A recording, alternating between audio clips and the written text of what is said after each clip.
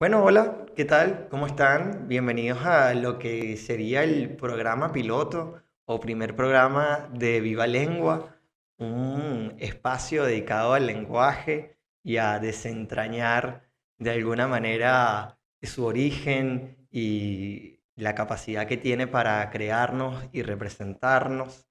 Esto es más que todo un experimento que estamos haciendo mi primo y yo retomando un poco algunos proyectos que teníamos pensados. Así que bueno, les doy la bienvenida a quienes se están uniendo a este experimento que sería el primer episodio de algo parecido a un en vivo y algo parecido a un podcast.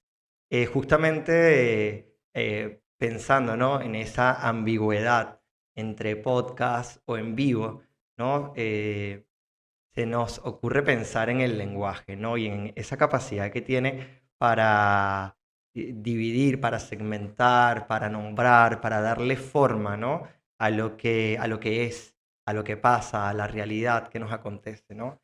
Y bueno, para entrar en contexto de lo que sería este piloto, ¿no?, si se quiere, la idea es abordar un poco de dónde viene el lenguaje, cuál es el origen de este fenómeno que nos ocurre, al parecer, solo a los seres humanos, ¿no? De una manera tan compleja y tan específica, ¿no? Como es esto, esta cadena de sonidos que yo estoy pronunciando y que ustedes, si están allí, están ordenando y decodificando, ¿no? Bueno, también les pregunto cómo están, pueden chatear, pueden escribir, yo les leo. Y luego este video lo vamos a subir en YouTube y vamos a seguir creando esto, ¿no? Va a ir tomando forma o no, o destomando. Pero bueno, antes de abordar lo que sería el origen del lenguaje, tendríamos que preguntarnos qué es el lenguaje, ¿no? ¿Qué es esto? Y bueno, yo no tengo la respuesta, podríamos indagar, podríamos pensar, pero también podríamos recurrir al propio lenguaje y a lo que está escrito y a lo que otras personas ya han pensado sobre él para responder esta pregunta, ¿no? Según la lingüística tradicional, el lenguaje sería básicamente la capacidad que tenemos las personas, los seres humanos, para expresarnos y comunicarnos, ¿no? A través de distintos sistemas de signos. Lo podemos hacer a través de signos orales, de signos gestuales, ¿no? Incluso de signos escritos, ahí como está diciendo Mauricio, feliz año nuevo, ¿no? Como una forma también, bueno, de ordenar el tiempo y los pensamientos, ¿no? Gracias, Mauri, también por saludar. También feliz año para ti. Hay teorías que hablan de que el lenguaje tiene al menos 50.000 años de origen, pero no fue una cosa como que surgió, ¿viste? No fue una cosa como que de repente éramos monos y de pronto hablábamos, ¿no? Según la lingüística, ¿no? El trazo que se le ha dado a el lenguaje. El lenguaje surge como una mezcla de sistemas comunicacionales bastante separados ¿cómo se dice? Y con la posibilidad de conectar, ¿no? O sea, imagínense, por ejemplo, ustedes unos simios o unos perros, ¿no? Que tienen unos sistemas de comunicación, unos sistemas de comunicación más complejos. Imagínense, por ejemplo, eso, ¿no? O sea, el lenguaje ocupa todo lo que es la gestual, todo lo que es la oralidad, ¿no? Entonces, no surge solamente como un signo específico, sino surge como un conjunto de lenguajes que se van organizando, ¿no? Y que se van combinando. De hecho, algunos primates utilizan y combinan distintos tipos de lenguajes para comunicarse. Y lo interesante, por ejemplo, del lenguaje humano, para entrar ya como en materia, porque yo siento que ya estoy como repitiendo lo mismo, tiene que ver con la posibilidad de hablar de otras cosas, ¿no? Por ejemplo, si ustedes piensan, por ejemplo, en la comunicación que tienen las ballenas, o en la comunicación que tienen algunos primates, o algunos mamíferos, como los delfines, se dice que la comunicación de ellos es casi fáctica y que está relacionada con el presente, mientras los seres humanos y la complejidad de nuestro idioma nos permite hablar de momentos que no están ocurriendo, ¿no? Nos permiten hablar del pasado, nos permiten hablar del futuro, proyectar. Incluso, y algo que me parece muy interesante, es algo que se llama la comunicación triádica, que es poder hablar de otros, ¿no? A quien no le gusta un chisme, por ejemplo, ¿no? A quien no le gusta hablar de otras personas. Bueno, eso es algo muy propio del lenguaje humano. Si bien los animales, por ejemplo, pueden hablar de otros no en un sentido humano, sino que de repente, imagínense, no sé, unos pajaritos ven por allí a un halcón, como pasa en los parques, y emiten una serie de ruidos para comunicar, mira, hay peligro, ¿no? Hay un tercero que nos está causando peligro, no entra como tal dentro de lo que es la comunicación triádica, que nos permite a nosotros hablar de personas que no están. Probablemente los pájaros, cuando hablen del peligro, no van a hablar, mira, ayer pasó un halcón por acá y estuvo a punto de matarnos a toditos, sino que solamente hace referencia a el momento de la acción, ¿no? Entonces imagínense ya empezando a pensar en las complejidades que tiene el lenguaje humano, ¿no? Que nos permite trascender el momento actual, ¿no? Pero el lenguaje humano, además, una de las cosas que me parece más interesantes averiguando, ¿no? Un poco leyendo para este experimento que está sucediendo en vivo, es que tiene una función que me parece súper interesante este término, después lo googlean, que es ostentivo inferencial. Bien, es decir, cuando uno comunica, como estoy haciendo yo en este momento, o como ustedes cuando escriben, lo hacemos con una intención ostentiva. ¿Sí? Quiere decir, cuando uno dice algo, uno está queriendo decir algo. ¿Ven? O sea, cuando ustedes dicen, por ejemplo, me duele la cabeza, ustedes pueden estar queriendo decir otra cosa. Ustedes pueden estar queriendo decir me siento mal, estoy agotado, etcétera. Pero hay una necesidad interna ostentiva de mostrar, ¿no? Un sentir, una sensación o una ideación.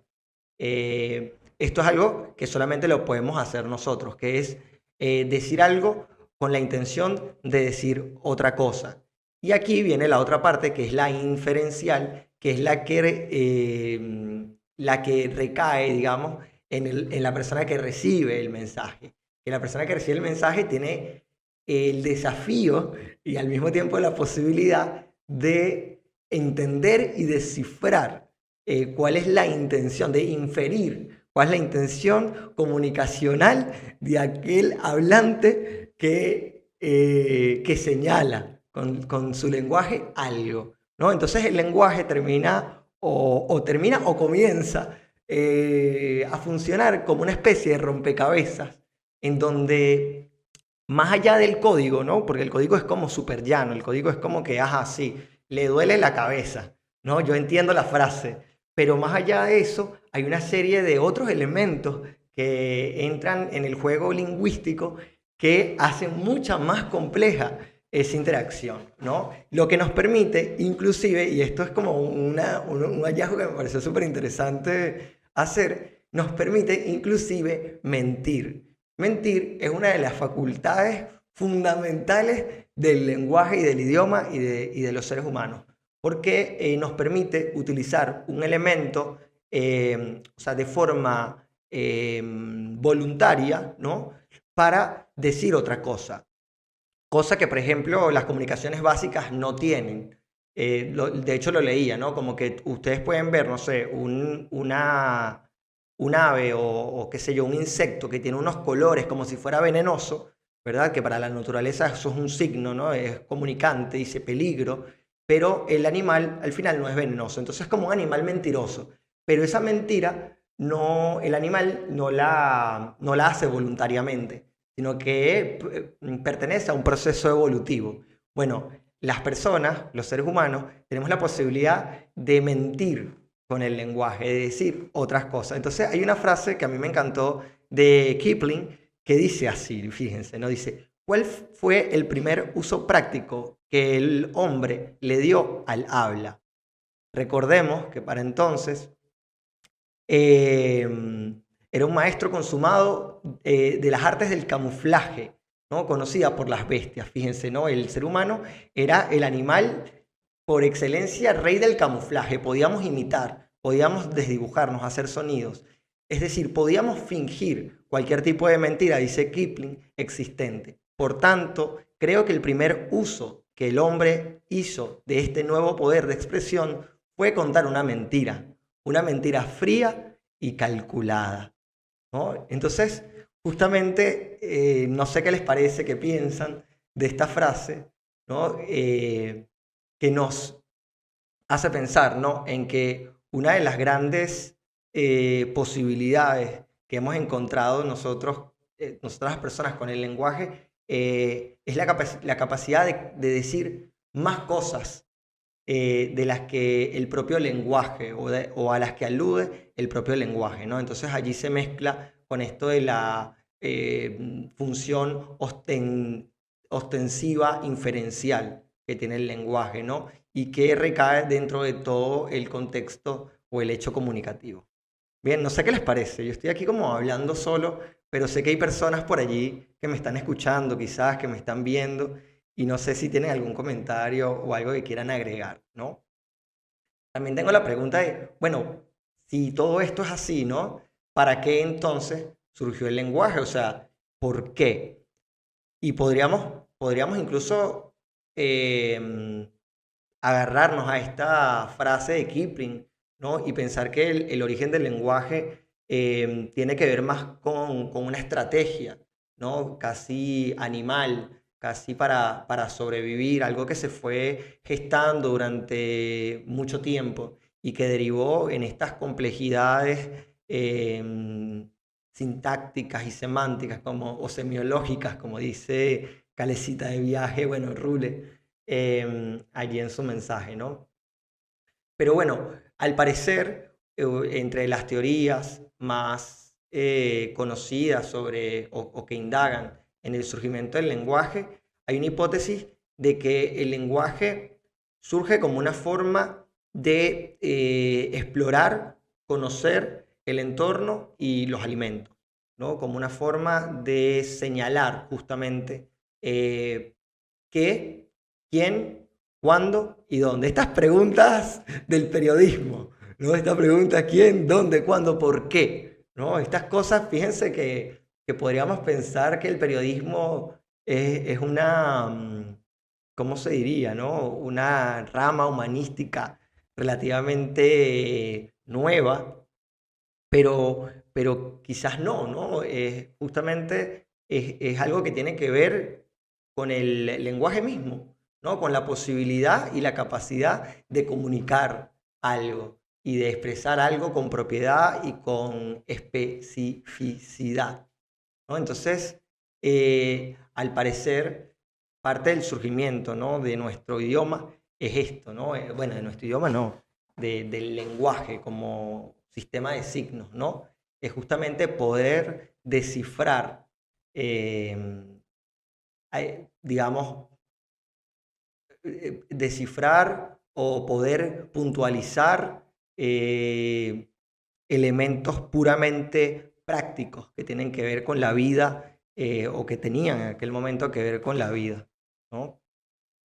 Bueno, exacto, Mauri dice, ¿qué sería el actor sin la mentira? ¿No? Podríamos pensar, bueno, en las artes, ¿no? Las artes serían una gran mentira, ¿no? Todo, un gran fiasco. Vamos ahí, como dice Mauri, ¿no? Cuando uno va al teatro, uno va a ver a un actor que está además dentro de un sistema de signos, ¿no? Em, pero un actor que está mintiendo, ¿no? Y que nosotros hacemos un pacto ficcional con ese autor y decimos, bueno, vamos a creerle y vamos a inferir que esto es verdad, ¿no? Esta persona ostenta su lenguaje, ¿no? En un contexto que nosotros como partícipes de este código entendemos y entonces nos circunscribimos a ese código y vamos descifrando y entonces si bien entendemos todo esto, también entendemos que hay una mentira detrás, ¿no? Que hay todo un aparato ilusorio detrás de ese lenguaje, ¿no? Entonces, bueno, lo mismo sucedería, podemos pensar con otros tipos de lenguaje, con la pintura, etcétera, ¿no?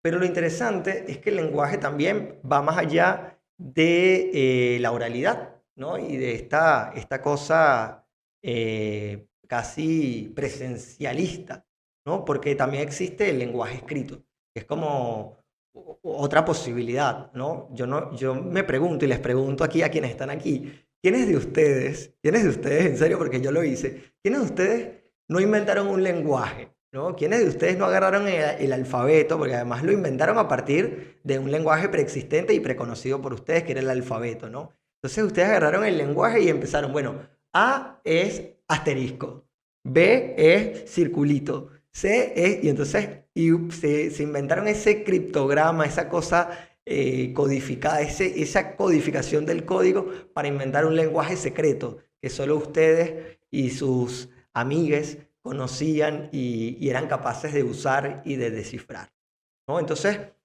una de las cosas también súper interesantes que encontré ahorita investigando para este piloto, esta cosa rara que está pasando ahora, tiene que ver con que un aspecto fundamental del lenguaje es la posibilidad o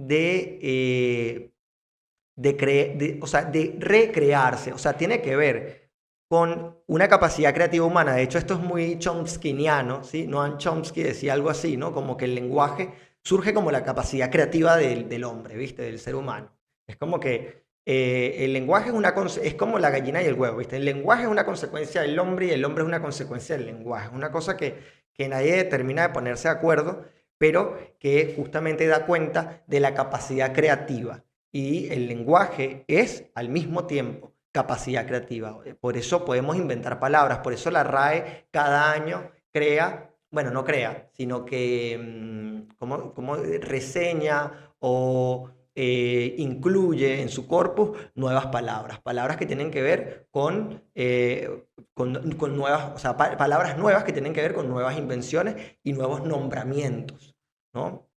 A ver, aquí tenemos un comentario de Haps. Vamos a pronunciarlo. Haps 1987, que dice, para mí el lenguaje corporal es algo más universal, pero en sí necesitas una manera directa y visible de comunicarte, pero requiere en sí el sentido visual, ¿no? Pero ¿qué pasa para la distancia? Claro, justamente, ¿no? O sea, lo interesante es que la capacidad creativa del lenguaje, o sea, hay que entender algo también fundamental en cuanto a este tema del lenguaje que también es vital. Para que exista el lenguaje, tiene que cumplirse con ciertos elementos, que es, primero yo tengo que tener la capacidad, yo como hablante, digamos, de entender, de codificar, etc. Ustedes como oyentes tienen que tener la capacidad de decodificar eso que yo digo, de escuchar, ¿no? Estamos hablando ya de algunos sentidos, de descifrar, de entender de acuerdo a una serie de contextos y al mismo tiempo de ustedes poder reproducir esa cantidad, o sea, o ese sistema de signos y de sonidos que yo estoy emitiendo. Es decir, tenemos que ser parte casi de la misma especie. Por ejemplo, ustedes hablan con un perro, ¿verdad? Y ustedes le pueden decir al perro todo, sit, ¿no? Obviamente con comandos muy breves, pero el perro no es capaz de responderles a ustedes con el mismo sistema de signos y con el mismo sistema de complejidad, ¿no? Entonces, no podemos decir que el perro habla, ¿no? De hecho, bueno, muchos de nosotros decimos lo que le falta es hablar, pero no, seguro le faltan un montón de cosas más al perro para llegar al nivel de complejidad lingüística que tenemos las personas, ¿no? Pero más allá de eso, sí podemos entender que hay un lenguaje canino, ¿no? Que hay un lenguaje que tiene que ver con esto que dijo Hobbes, que tiene que ver con el sentido visual, con el sentido físico, con la parte ostensiva del lenguaje, ¿no? El lenguaje como intención de comunicación. Por eso les digo, cuando yo comunico algo, por lo menos este experimento que yo estoy haciendo, este experimento, si ustedes lo decodifican, ustedes dirán, ah, bueno, es Don David hablando del lenguaje. Pero si nos vamos a las partes ostensivas, ustedes también, o más que ostensiva, perdón, a la parte inferencial, ustedes podrían decir, bueno, pero es que Don David tiene una necesidad de expresar unas inquietudes existenciales y lingüísticas que él tiene, por ejemplo, ¿no? O lo mismo que sucedió ahorita con el ejemplo que da Mauricio, ¿no? Que sería el actor sin la mentira. Bueno, yo podría decir, bueno, aquí Mauricio me está dando a entender que él está relacionado con el mundo del teatro, con el mundo de las artes escénicas, ¿no? Por ende, los recursos lingüísticos que él tiene y las referencias, ¿no? A las que él toma en cuenta tienen que ver con ese mundo interior, con ese mundo lingüístico interior que esta persona tiene. De hecho, ahorita estaba leyendo algo, no sé si hay algún comentario, ajá, ahí dice Mauricio algo, pero yo quería, se me fue lo que quería decirles, yo tenía algo que me pareció muy interesante leer, que tenía que ver, ya me acordé, o sea, una de las cosas más interesantes del lenguaje es que, y que creo que esto lo dice Noam Chomsky, es que el lenguaje no surge solamente como una operación comunicativa, y esto es fundamental pensarlo, esto se lo dejo para que lo piensen y me lo comenten, por favor. No surge como una cosa comunicativa, sino como una forma de pensarse, ¿me entienden? O sea, como una forma del pensamiento, es una herramienta el lenguaje que nos permite entender, no solamente comunicar, nos permite entender. Y de allí, supuestamente, ¿no? Su evolución. Fíjense esto, ¿no? El lenguaje no surge entonces como una herramienta de comunicación con el otro, sino como una herramienta de comunicación interna casi, ¿no? Como una herramienta de interpretación del mundo y de la realidad. ¿Qué opinan de eso? Bueno, vamos a leer aquí lo que me está comentando Mauricio. El lenguaje corporal es cultural, no es el todo universal como se cree habitualmente. ¡Wow! Me encanta, me encanta. Me gustaría profundizar en esa idea, ¿no? Del lenguaje corporal es cultural. O sea, estoy de acuerdo con algunas cosas porque, a ver, o sea, por ejemplo, ¿no? Están estas personas que son expertas en detectar mentiras, ¿no? Y que tienen de alguna manera, supuestamente, ¿no? Cierto don para detectar ciertas conductas que tienen que ver con el lenguaje corporal y que de alguna manera desdicen lo que el lenguaje verbal está afirmando, ¿no? O contradiciendo. Entonces, me preguntaría allí, ¿no? ¿Qué hay? Yo creería, no sé, podemos pensar, estamos aquí para pensar, no para repetir cosas que están en los libros, porque para repetir cosas que están en los libros vamos a los libros. Pero me pongo a pensar eso, ¿no? Como que yo creo que hay algo de universal y creo que hay algo también de cultural dentro del lenguaje corporal. No sé qué opinan ustedes. No sé qué opinas, Mauri, si estás por allí. Bueno, eh, si no hay más inquietudes, yo vine hoy y yo traje esta inquietud, ¿no? ¿Cuál es el origen del lenguaje? Sería un intento de título de lo que podría ser este en vivo de hoy, que espero retomar el martes que viene con otra pregunta.